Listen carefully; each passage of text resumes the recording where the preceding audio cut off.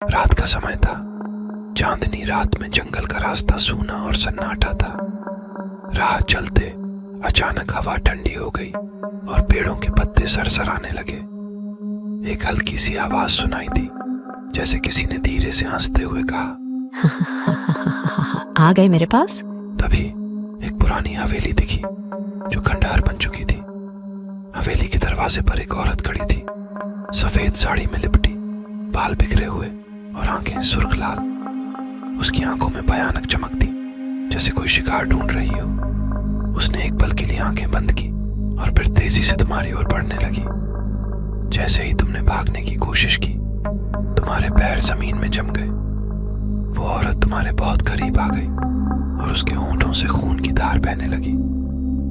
उसने अपने नाखून से तुम्हारे गले पर हल्की खरोंच मारी और ठंडक का एहसास तुम्हारे रग रग में फैल गया।